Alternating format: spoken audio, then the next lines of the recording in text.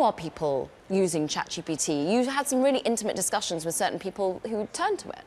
Yeah, I've spoken to some people who say they've used it either instead of speaking to a therapist or perhaps in addition to having a human therapist. And even though it's still really early days, some people are finding it quite helpful, which I thought was really interesting. It's actually not what I was expecting.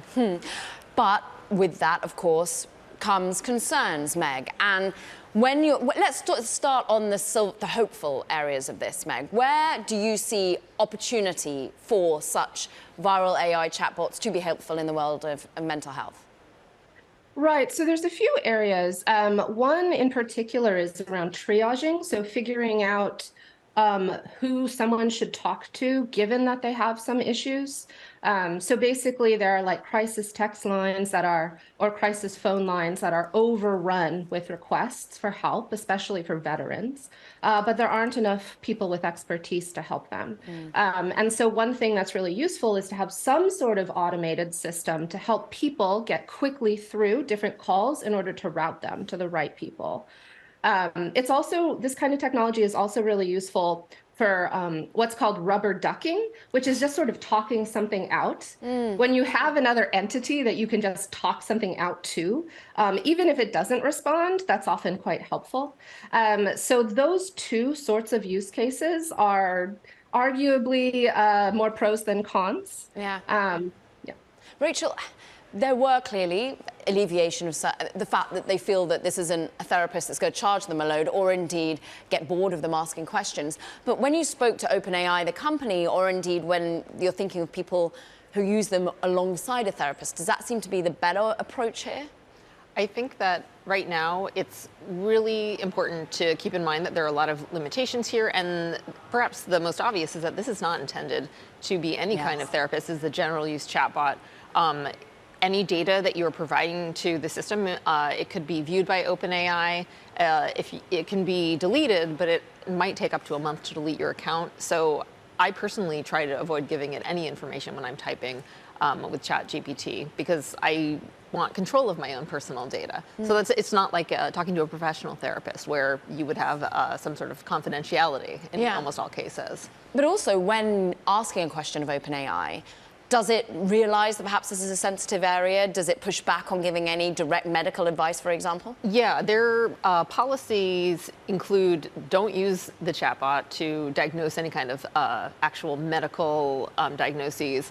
But also, if you're approaching it and saying like, hey, I need help, help me as like sort of a therapist, it may push back. But also at the same time, it may be like, but if you want, I can try to give you some advice. So one of the people I spoke to said that it was like, well, I am not intended as a therapist. However, I can try to help. And interestingly, of course, Meg, there are other companies out there who are thinking about the ways in which loneliness can be helped. Replica is one that comes to mind. But you over at Hugging Face, and Hugging Face is an AI community, right? You're building, you're training the models, you're putting them into practice in an open source manner. How are you thinking about ethics around its use, whether it be for mental health or otherwise? Yeah, I mean, with ethics work, you're always thinking through different values, different tensions, different pros and cons. There's never like one very obvious, clear answer when you're getting into the weeds of how this technology can affect people. And so we're working on things like gating mechanisms where while the source code is still open, the ability to interact with a system is limited. You have to be able to submit a request. And this is a situation where eventually it would make sense to collaborate with clinicians, therapists, things like that, have them be part of the system and part of the requests. So this is these gating mechanisms that work in open source.